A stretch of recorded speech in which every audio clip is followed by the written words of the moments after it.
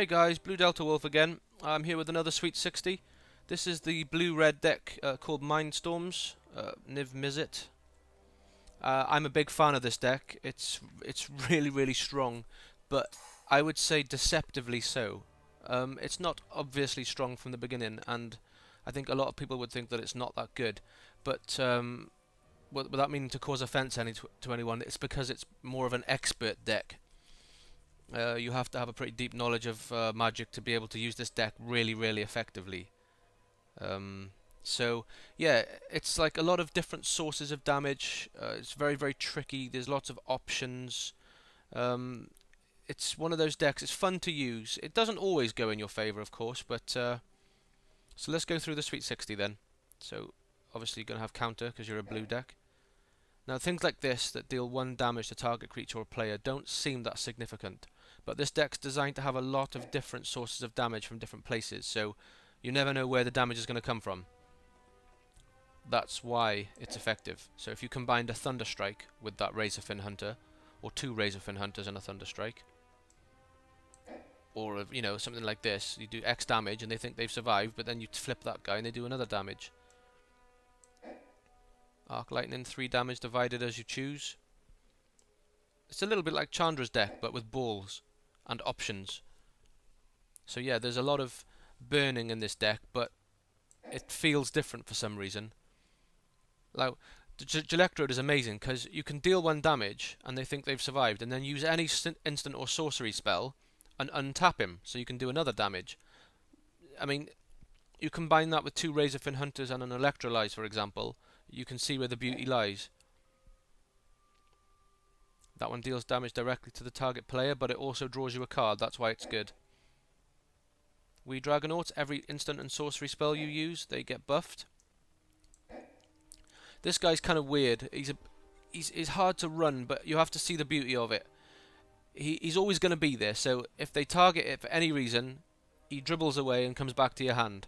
So that's it's a bit annoying, but if you think about it, it makes them waste their spells on it. It's a little bit like bounce, yeah. So it does come back to your hand, but at least you never lose it. It'll never die. It'll never get mind controlled. So it does have its advantages. It's difficult to run. You've got to trust it in what it does and just run it anyway, and it does kind of work. This guy's weird. He's cool. He does damage when you summon him. Can't argue with that. 5 damage. Shuffle it back. This guy's cool. At the beginning of your upkeep, you can take control of a target permanent until the end of turn. Doesn't have to be a creature. So that guy annoys people. Returns instants and sorceries from your graveyard to your hand. Very good. Prophetic Bolt. Bit of damage and control there. This guy's weird. When you attack, you draw a card and discard a card. The card you discard, you get plus attack for the converted mana cost, so you can buff him up pretty high. Some of these cards cost a lot. Time Warp, who wouldn't say no to another turn? Mind Rack Liege, I love these ones that buff the +1 ones on the reds and blues and all. I think they're really good. All of the Lieges, I've always run the Lieges. I think they're absolutely fantastic cards. I like the fact that there's a set of them. You can put any blue or red creature card from your hand onto the battlefield, so if it costs more than 4, you've got an advantage. So basically, he gives you cheaper cards. Cards like this, for example. Niv Mizzet the Fireman. I love this card. It's the theme of the deck, really. You draw a card by flipping. He deals damage every time you draw a card. So it's a really effective card. Draw a card again. That helps Niv Mizzet. And every time you do, you put a 1/1 counter on Sphinx. So those two synchronize really well together. Thunder Dragon, he's just your generic big creature. He swoops in, does 3 damage to everything without flying. So yeah, he hits pretty tough. He's good. I like that card. And finally, my icing on the cake is Insurrection. They never see it coming.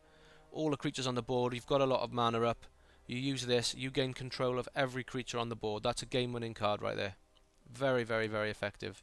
So this is how I run Mindstorms. If you guys have a difference of opinion, let me know in the comments section.